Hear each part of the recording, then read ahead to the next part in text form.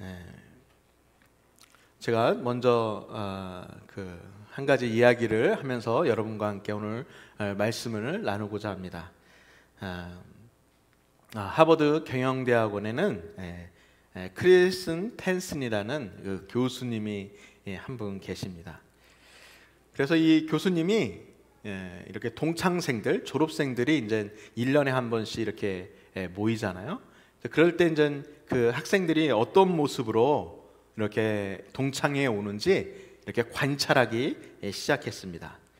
그런데 이 교수님이 보신 것은 매해마다 이 동창생들이 행복하지 않은 모습으로 동창회에 오는 것을 보았습니다. 그래서 그 친구들의, 그 졸업생들의 이렇게 그 이유를 알아보니까 많은 사람들이 이혼을 하고 또 많은 학생들이, 졸업생들이 자녀들하고 이렇게 좋은 관계를 유지하지 못하고 있다는 것을 알게 되었습니다. 참 우리가 이렇게 생각해 보면 그 하버드 대학교에 있는 경영대학원 뭐 그 정도에서 이렇게 공부하고 똑똑하고 그런 사람들은 인생을 살 때 행복할 것이라고 누구나 생각합니다. 그런데 오늘 이 교수님의 말씀에 의하면 사실과 너무 다른 거예요. 많은 이 졸업생들이 자기의 삶의 현장에 나가서 살다 보면 여러 가지 어려움과 또 여러 가지 자신만의 실패를 경험하게 됩니다. 그 실패가 뭐 자기의 어떤 직업에서 실패가 아니라 인생이라는 실패, 그런 실패를 경험하면서 내 인생을 어떻게 다시 시작해야 되는지 방황하고 있는 사람들이 많이 있습니다. 사실 하버드 경영대학원을 졸업한 졸업생들뿐만 아니라 어쩌면 우리들 중에도 내 인생에 실패를 했다고 생각하고 내가 다시 인생을 시작하고 싶은데 그 인생을 어디서부터 시작해야 될지 모르시는 분들이 있을 거예요. 또 방황할 거예요. 이 크리스텐튼 이 교수님은 그 행복하지 않은 그 졸업생들을 한번 이렇게 열심히 교수님답게 이제 분석을 해보았습니다. 왜 불행할까? 이 교수님이 말씀하시길 이러는 거예요. 그들이 공부를 못해서 불행한 게 아니라는 거예요. 그들은 경영대학원에서 좋은 성적을 거두었습니다. 이분이 발견한 것은 졸업생들이 인생의 목적을 발견하지 못했기 때문이라고 결론을 지었어요. 인생의 목표, 그 인생의 목표를 발견하지 못해서 해피하지 않다고 얘기하는 거예요. 만약에 인생의 목적이 그들을 발견했다면 그 인생의 목적을 자기 인생의 가장 최우선의 목표에 두고 또 그 목표를 가지고 자기의 시간과 재능을 그곳에 사용했을 거라는 거예요. 그런데 이 교수님은 인생의 목표가 모르니까 그런 어떤 목표에 따라서 자기의 그 시간들을 쓰지 않은 거죠. 우리가 인생을 살지만은요, 누구나 다 인생을 살고 있지만 이 땅에 태어나서 가장 먼저 발견해야 되는 것은 인생의 목적이에요. 인생의 목적이 없으면 인생이란 큰 바다에서 헤매이다가 파손하게 되어 있습니다. 제가 왜 이 말씀을 드리려면 우리가 예수님을 믿을 때도 동일하게 이 법칙이 사용되기 때문에 그렇습니다. 예수님을 믿는 사람들은 예수님을 믿는 목적이 없으면 이 믿음 생활이라는 거대한 바다에 이리저리 헤매이다가 파손하는 사람들을 너무 많이 보았습니다. 어떤 사람들은 예수님을 믿는 것을 영생을 얻기 위해서라고 얘기하고 또 어떤 사람들은 구원을 얻기 위해서라고 합니다. 뭐 이것이 다 맞는 말이죠. 그러나 저는 개인적으로 인생에 저는 예수님을 믿는 목적이 좀 다릅니다. 저는 예수님과 함께 예수님이 기뻐하시는 사역을 하면서 사는 것이 제가 예수님을 믿는 목적입니다. 그래서 저는 예수를 믿는 사람들을 돕고 예수를 믿는 사람들이 예수님을 잘 믿을 수 있도록 도와주는 것이 저의 목표입니다. 우리 사랑하는 드림교회 형제자매님 여러분들은, 형제님들은 예수님을 믿는 목적이 무엇입니까? 예수님 믿는 목적이 없잖아요.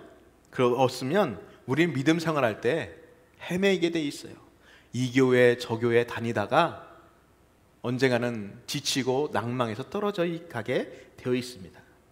제가 설교 제목을 내 안에서 활동하시는 예수님이라고 얘기했습니다. 왜 제가 그 제목을 달았냐면, 예수님을 믿는 사람들의 목적이 여러 가지로 이야기할 수가 있습니다. 그런데 그 모든 여러 가지를 하는 것 가운데 가장 중요한 것은 뭐냐면, 그 공통된 것이 있어야 되는 거예요. 목적이 무엇이든지 상관없습니다. 이것만은 꼭 가지고 있어야 되는 거예요. 그것이 뭐라면, 내 안에서 예수님이 활동하셔야 됩니다. 활동. 제가 활동이라는 단어를 쓴 거는 예수님께서 내 안에서 일을 하셔야 된다는 거예요.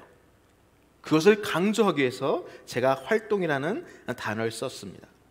우리 안에 예수님이 활동하시면 어떤 일이 일어날까요? 바로 믿음의 선배인 바울의 글을 보면 우리가 배울 수가 있습니다. 제가 3가지를 여러분과 함께 나누려고 하는데, 그 첫 번째가 뭐냐면, 내 안에 활동하시는 예수님은 다른 성도들의 삶 속에서 활동하시는 하나님을 보도록 도와줍니다. 우리 함께 4절 말씀을 한번 읽도록 하겠습니다. 우리 함께 읽어볼까요? 그리스도 예수 안에서 너희에게 주신 하나님의 은혜로 말미암아 내가 너희를 위하여 항상 하나님께 감사하노니. 바울이 고린도 교회가 이렇게 분열하고 있다는 이야기를 들었을 때 참 바울은 마음이 무겁고 괴로웠을 것입니다. 여러분 알다시피 고린도 교회는 아볼로파, 그리스도파, 게바파 해서 이 영적인 지도자들 때문에 분열되어 있었습니다. 예수님을 믿기 전에 살았던 그 죄악된 삶들을 끊지 못하고 반복해서 살고 있는 사람들 때문에 교회가 문제가 되기도 했습니다. 그래서 성도들을 보면 이 편 저 편 나눠져 있는 거죠. 목회자로서 교회가 분열하고 있는 것을 보는 것이 가장 마음이 아픕니다. 왜냐하면 교회는 예수님의 몸이고 그 예수님의 몸이 찢겨져 나가는 것이니까 참 고통스러운 것입니다. 제가 이 4절 말씀을 보면서 참 우리들의 생각하고 이 바울의 생각은 좀 다르다라고 생각했습니다. 바울이 감사하다는 거예요. 아니, 고린도 교회에 이렇게 문제가 많은데 그걸 감사하다는 거예요. 그럼 바울은 무엇을 보았을까? 바울이 처음에 고린도에 도착해서 복음을 증거했을 때 하나님께서 이 고린도 사람들에게 은혜를 베풀어 주셨어요. 그래서 사람들이 어때요? 은혜를 받으면 제일 먼저 하는 일이 뭐예요? 회개하는 거죠. 내가 죄인입니다. 많은 사람들이 눈물과 콧물로 회개를 한 거죠. 그리고 예수님 믿기를 결단하고, 그리고 바울의 가르침을, 성경 공부를 한 거죠. 바로 이것이 우리가 예수님 믿는 구원의 현장의 이야기입니다. 바울은 그것을 기억한 거예요. 하나님께서 역사하셔서 사람들이 회개하고 예수님께로 돌아왔던 그 고린도 사람들을 보고 감사하고 있는 거예요. 바울이 감사하고 있는 것은 고린도 성도들의 삶들이 변화되어서 감사하다는 게 아니에요. 바울이 보고 있는 것은 하나님이 은혜를 주셨기 때문에 감사하다는 거예요. 제가 설교를 준비하면서 궁금했던 점은, 여러분도 궁금하시겠지만 고린도 교회가 이렇게 문제가 많은데 바울이 어떻게 감사할 수 있을까? 맨 마지막 절 9절에 보면 이렇게 말씀되어 있어요. 너희를 불러 그의 아들 예수 그리스도 우리 주와 더불어 교제케 하시는 하나님은 미쁘시다. 그러니까 바울이 제일 강조하고 있는 게 뭐냐면 교제예요. 교제. 예수님과 교제. 문제투성인 교회를 보고도 감사가 나오는 거예요. 그 문제를 넘어선 하나님을 보기 때문입니다. 하나님께서 어때요? 그 문제가 많은 그 사람들, 그 사람들 속에서 하나님께서 어떻게 해요? 역사를 하시겠죠. 그 안에 있는 성도들을 다시 회개시키겠죠. 잘못된 것을 바로 잡으시겠죠. 그러면 거기 안에 있는 성도들이 어떻게 해요? 훈련되어지고 새롭게 결단하고 회개해서 어때요? 영적인 안목이 있는 사람들로 다시 성장할 것을 보기 때문에 감사하는 거예요. 바울이 영적인 안목을 통해서 고린도 교회의 문제를 넘어서 볼 수 있었던 그런 능력들은 도대체 어디에서 나올까요? 제가 말씀을 묵상하면서 깨달은 것은 바로 예수 안에서입니다. 예수 안에 있기 때문에 그 예수님이 내 안에서 말씀해주고 깨닫게 해주시는 거예요. 바울은 고린도 교회가 문제가 있다고 그랬을 때 낭만만 하지 않았어요. 어떻게 하셨나요? 말씀도 보고 기도도 했을 거예요. 하나님, 고린도 교회가 이렇게 문제가 많은데 하나님, 제가 어떻게 이것을 하나로 만들 수 있겠습니까? 제가 어떻게 해야 됩니까? 이런 삶은 바울은 끊임없이 죽을 때까지, 예수님 만날 때까지 반복해서 훈련했던 거예요. 바울에는 그런 간절한 마음이 있었던 거죠. 그래서 그런 어떤 예수님 안에서 이렇게 하나님께 간절히 기도하고 말씀을 묵상할 때 이 바울에게 두 가지를 하나님께서 제게 개인적으로 주신 것 같아요. 하나님께서 어떻게 활동하시는지 보도록 한 거죠. 정말 우리도 그렇지 않습니까? 우리가 교회에서 겉으로 드러나는 문제들만 이렇게 보잖아요. 그러면 그 문제는 우리가 해결할 수 없어요. 그 문제 위에 뛰어넘어 있는 하나님께서 그 문제를 해결해 주실 거라는 믿음이 있어야 되는 거죠. 그리고 그것을 통해서 감사를 하는 거죠. 그러니까 이 말씀을 읽던 이 고린도 교인 성도들이 어때요? 이 바울의 말을 들으면서 그 글을 읽으면 생각한 거예요. 우리들이 과거에 그랬었지, 우리가 예수님 처음 믿었을 때 이랬었지, 그때 하나님께서 우리에게 은혜를 베풀어 주셨지, 이것을 다시 생각나도록 하는 거예요. 그것은 바울 속에서 역사하는 예수님 때문입니다. 지금 형제자매님들은 그 형제자매님들 안에는 예수님이 계십니까? 형제자매님들 속에서 예수님께서 정말 활동하고 계신가요? 예수님께서 여러분에게 말씀하고 있습니까? 여러분에게 비전을 주십니까? 예수님께서 여러분에게 실망하고 낭망했을 때 예수님께서 격려하고 계세요? 예수님께서 여러분이 죄를 짓고 잘못했을 때 예수님께서 회개하라고 지금 말씀하고 계신가요?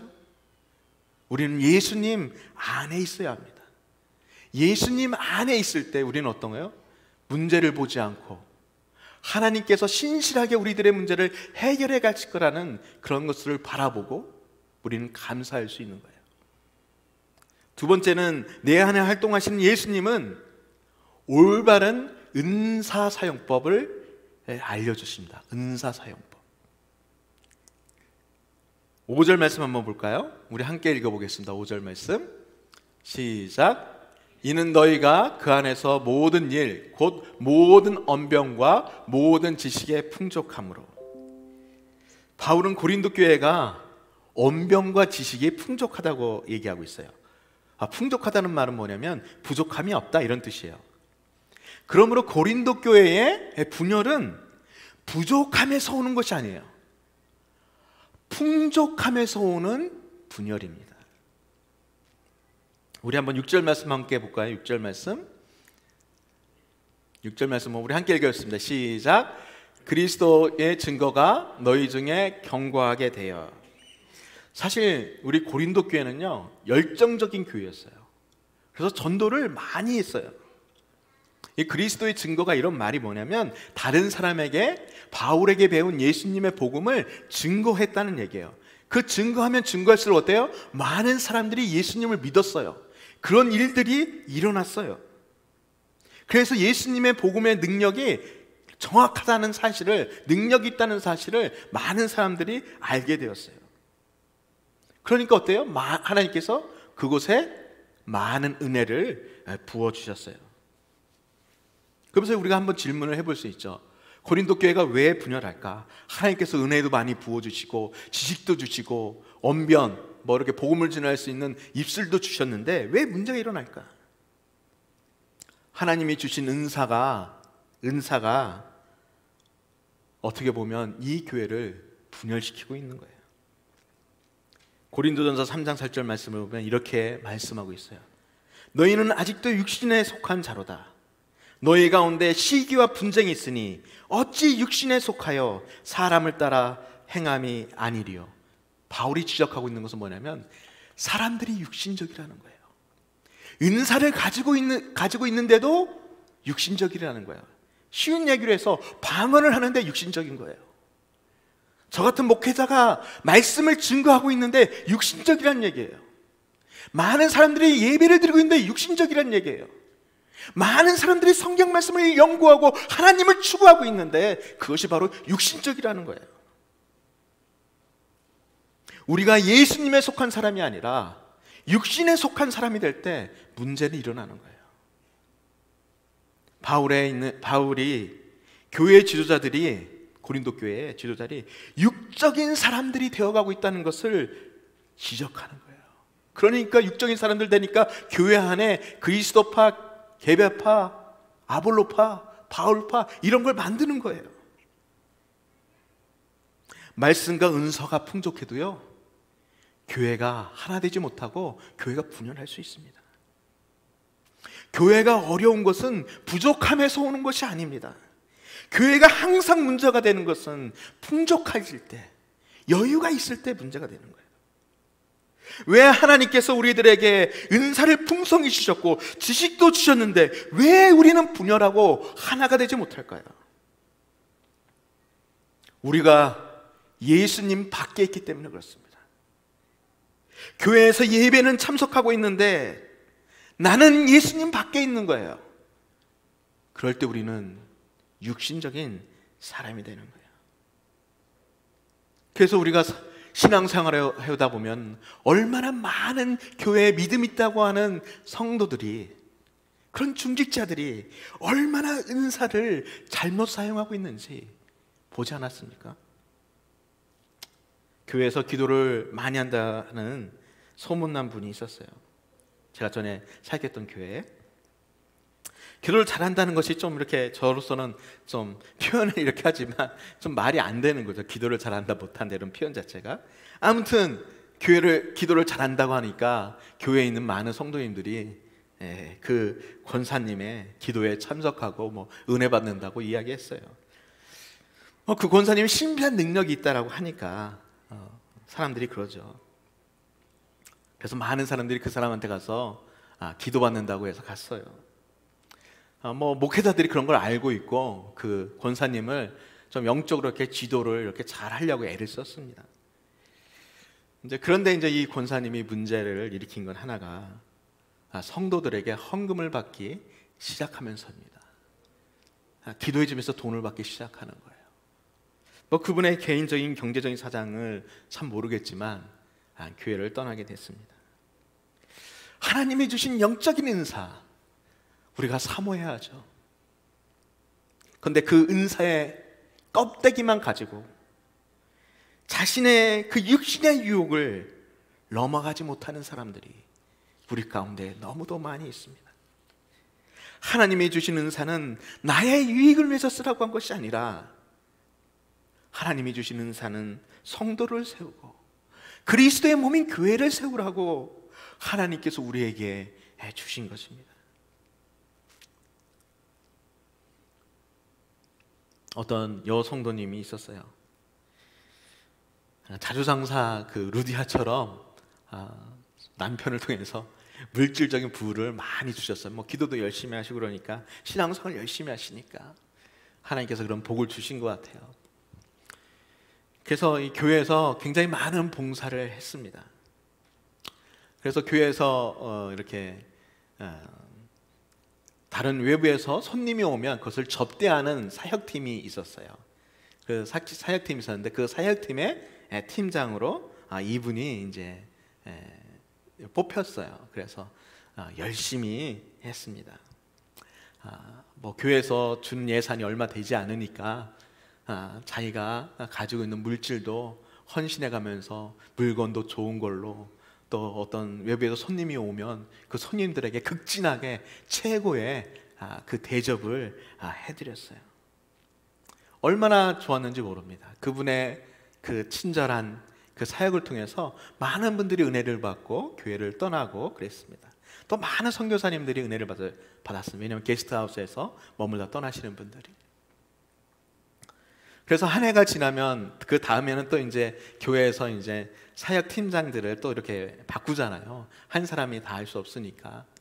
그래서 그 다음에 이 권사님을 이렇게 사역팀에서 이제 못하게 하고 다른 분을 그 팀장으로 세웠습니다.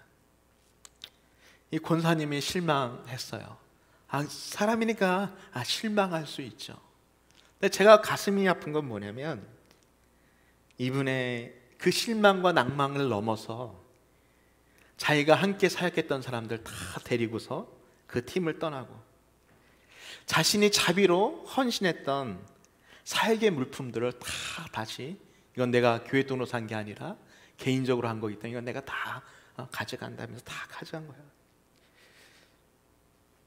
참 그분에게는 말을 못했지만 참 기가 막히고 참 안타까운 일입니다. 하나님이 주신 은사가 있어요. 하나님이 주신 복이 있어요. 그런데 사람은 악해질 수 있어요. 예수님 믿는 사람은 영적인 은사를 가지고 더 교묘한 악을 저지르는 사람들이 너무도 많이 있어요. 하나님이 주신 것인데 자신의 의지에 따라서 교회를 힘들게 합니다. 왜 그럴까요? 예수님 안에 있지 않기 때문에 그래요. 내 안에 예수님이 활동하지 않기 때문에요. 육적인 사람이 되었기 때문에 그렇습니다. 제가 사역하면서 저한테 도움을 준 분들이 한두 명이겠습니까? 제가 그냥 이름을 제이 지사님이라고 이렇게 표현하면, 그 제이 지사님은 저와 함께 사역하다가 사정이 있어서 저와 같이 사역을 못하고 이제 다른 사역으로 떠나야 됐어요. 그런데도 불구하고 뭐 같은 교회에 있으니까 제가 하는 사역이 이제 어떤지 다 알고 계셨던 것 같아요. 그래서 저희가 좀 필요하거나 그런 것들이 있을 때마다 이분이 항상 저한테 와서 저희가 하고 있는 사역에 이렇게 헌금을 많이 해주셨어요. 얼마나 감사한 일인지 모릅니다.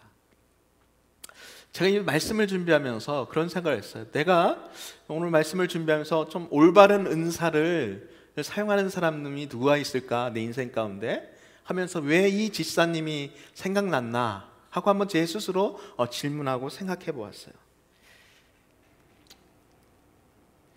제 집사님이 그렇게 은사를 잘 사용하는 분이라고 제가 생각했던 이유는 그분이 가지고 있는 태도 때문에 그렇습니다.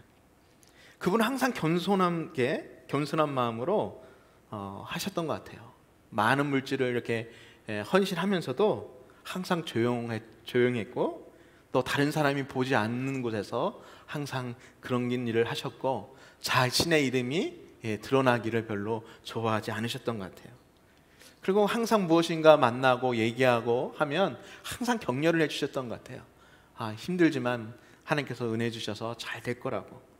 아마 그분의 태도 때문에 제가 은사를 잘 사용하시는 분이 바로 제이 집사님이라고 제가 이렇게 생각하는 것 같아요. 하나님이 주신 은사, 우리는 모두 다 은사를 가지고 있어요. 섬김의 은사가 있든지 아니면 격려의 말을 하는 은사가 있든지 아니면 사람을 이렇게 잘 리드하는 은사가 있든지 그 모든 은사는 형제 자매들을 성숙되게 하고 공동체가 하나님의 사역을 감당할 수 있도록 하는 것입니다. 우리가 은사가 있으면 한 번 받은 걸로 되지 않아요. 은사는요, 우리가 예수님 안에서 끊임없이 반복되는 훈련을 해가면서 배워야 되는 거예요. 그냥 한 번 받았다고 그것을 되는 게 아니에요. 물질이 많이 있다고 해서 좋은 게 아니에요. 물질을 어떻게 사용하냐가 관건이에요. 내가 하나님의 은사를 받아서 방언을 하는 게 중요한 게 아니에요. 그 방언을 내가 어떻게 하면 성도들을 세우고 교회를 세우는데 사용할 수 있는 그 방법을 알아야 그 은사가 제대로 사용되어지는 거예요. 내 안에 예수님이 활동하실 때, 내 안에서 예수님이 계시고 활동하시고 나에게 말씀하실 때 내가 가지고 있는 은사를 잘 사용할 수 있도록 도와주십니다.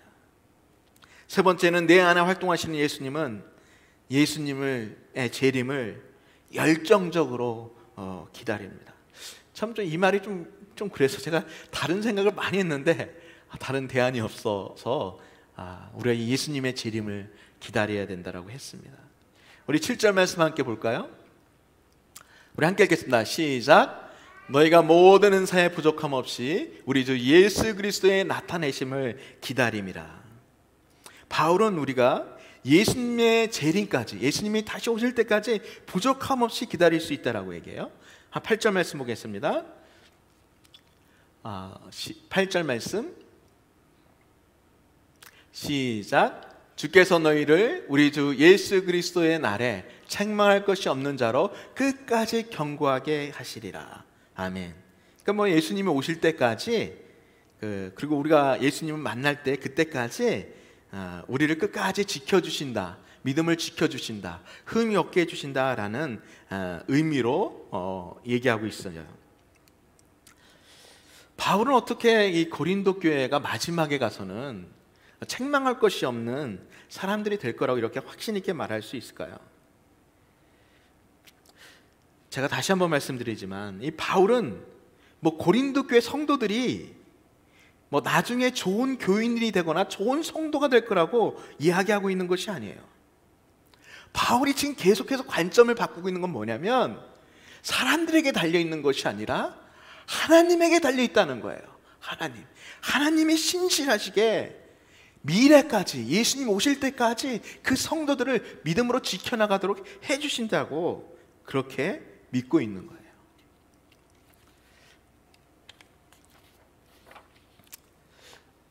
여러분, 예수님의 재림이라고 하면 여러분 어떻게 생각하세요? 사실은 이단들이 하도 많이 사용한 단어라서 부정적인 이미지가 굉장히 강합니다.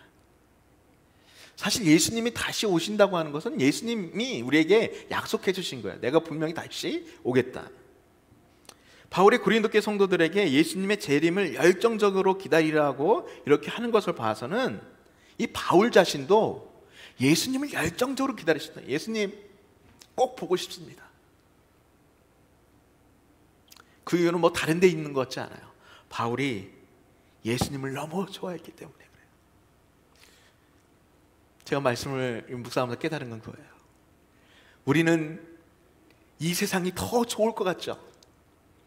이 세상이, 이 육신의 몸을 가지고 살아가는 이 세상이, 지금 내가 가지고 있는 이 즐거움이, 이 행복한 것이 이 세상에서 가장 좋은 것이라고 믿기 때문에 예수님 오실 거를 안 믿는 것 같아요. 근데 예수님이 내 안에 활동하시잖아요? 그럼 예수님이 내 안에 있는 것도 이렇게 좋은데, 예수님이 정말 이 땅에 다시 오시고 이 세상에 하나님의 의와 하나님의 은혜가 넘치게 되면 얼마나 좋을까? 그것을 알면 보고 싶은 거예요. 그날이 예수님을 기다리는 거예요. 바울은 예수님을 좋아했기 때문입니다. 수요일마다 우리가 성경 공부하면 우리 멀리 사시는 우리 조도영 집사님이 이렇게 교회에 와서 함께 공부를 하는데 저한테 항상 물어봐요. 아들 없이 이렇게 지내는 것이 어떻냐고 이렇게 질문을 합니다. 저희 아들이 처음으로 이제 대학 가서 가정을 떠나서 사니까 저는 저희 아들이 보고 싶죠. 다른 이유가 뭐가 있겠어요? 좋아하고 보고 싶으니까 보고 싶은 거죠. 바울이 재림을 기다리는 것도 바로 이런 마음일 거라고 생각해요. 예수님이 보고 싶은 거예요. 그런데 바울은 이렇게 바울을 보면 그 예수님을 열정적으로 기다리는 게 좀 우리하고 달라요. 우리는 예수님을 열정적으로 기다리면 교회 와서만 기도만 하고 그러야 될 것 같은데 바울은 아니에요. 그렇게 열정적으로 기다리면서 바울은 동시에 하나님이 원하시는 사역을 열심히 했어요. 바울은 복음을 전했고요, 교회를 개척했고요, 성도들을 사역자로, 동역자로 열심히 길러냈어요. 바울은 로트가 아니고 우리와 같이 사람인데 어떻게 그럴 수 있을까? 고린도전서 9장 27절 바울이 이렇게 이야기하고 있어요. 고린도전서 9장 27절 말씀 우리 함께 읽겠습니다. 시작. 내가 내 몸을 처 복종하게 함은 내가 남에게 전파한 후에 자신이 도리어 버림을 당할까 두려워함이로다. 아멘. 저는 이 말씀이 바울의 솔직한 말씀이라고 생각하는 거예요. 우리의 인생은요, 고속도로처럼 되어 있는 인생이 아니에요. 막 달리면 목적지에 도달하는 그런 게 아니에요. 우리가 신앙생활 한다는 것은요, 주위에 너무 함정이 많아요. 너무 함정이 많아요. 그 함정은 한번 빠뜨리면 망가지는 거예요. 시험을 당하는 거예요. 그런데 그런 것을 보고 있는 바울이 그 지뢰 같은 인생의 폭탄들을 피해가면서 가는 것은 한 가지 방법밖에 없다는 거예요. 하나님의 신실하심을 바라보고 나의 육적인 욕심, 나의 육적인 생각들은 쳐서 복종시키는 거예요. 영어로 말하면 디서플린 시키는 거예요. 나의 육신의 욕망들을. 우리도 그렇지 않을까요? 신앙생활 열심히 했는데 구원에서 멀어질 수도 있는 거죠. 저 같은 목회자는 내가 열심히 하나님의 말씀을 가르쳤음에도 불구하고 하나님의 구원의 계획에 밖에서 사는 삶이 될 수도 있잖아요. 마치 동전의 양면과 같아요. 한쪽에는 예수님을 만나기를 열정적으로 기다리지만 다른 한편에서는 예수님을 만나는 것을 두려워하는 거죠. 왜냐하면 예수님을 만날 때 나의 연약한 부분이 드러날까 봐, 나의 죄악된 부분이 드러날까 봐, 예수님이 살아계신다는 것을 보게 되면 어떻게 해요? 어떻게든지 순종하고, 그래서 최고의 노력을 다하기 위해서 디서플린, 내 육신의 정욕을 처 복종시키는 거예요. 바울은 예수님을 믿는 사람으로 끝까지 경주를 잘했어요. 바울은 예수님 안에 있었고 예수님은 바울에게 끊임없이 그 길을 함께 해주셨어요. 수많은 유혹들을 지켜나가면서 바라보면서 이겨나가도록 도와주셨어요. 우리 두린교회 형제님들도 인생의 어려운 것, 영적인 문제, 우리의 삶의 문제, 그 폭탄 같은 것들이 우리의 주위에 많이 있지만 예수님이 내 안에 계셔서 말씀하시는 대로 순종하셔서 그것들을 잘 이겨나가시기를 예수님의 이름으로 축원드립니다. 제가 세 가지 말씀드려요. 첫째는 내 안에 활동하시는 예수님은 다른 성도들의 삶 속에서 활동하시는 하나님을 보는 안목이 생겨요. 그래서 우리가 불평거리가 생길 때, 다른 사람들의 죄악된 부분이 보일 때 어떻게 돼요? 우리는 생각을 바꿔야 돼요. 그것을 고치시고 그것을 새롭게 하실 하나님을 바라봐야 돼요. 둘째는 내 안에 활동하시는 예수님은 올바른 은사 사용법을 알려주세요. 우리는 하나님의 은사를 내 육신의 정욕을 위해서 쓰도록 주신 것이 아니에요. 은사를 잘 사용해서 성도들을 또 교회를 아름답게 세워가는 거예요. 셋째는 내 안에 활동하시는 예수님은 예수님의 재림을 열정적으로 기다리게 하시는 거예요. 예수님 오신다면 긴장감이 생겨요. 전 개인적으로 죄의 유혹을 이기도록 도와주시는 거예요. 사랑하는 드림교회 형제님들, 우리 모두 예수님 안에서 드림교회를 건강히 세우고 함께 승리하시기를 예수님의 이름으로 축원드립니다. 기도하겠습니다. 사랑과 은혜가 풍성하신 주님,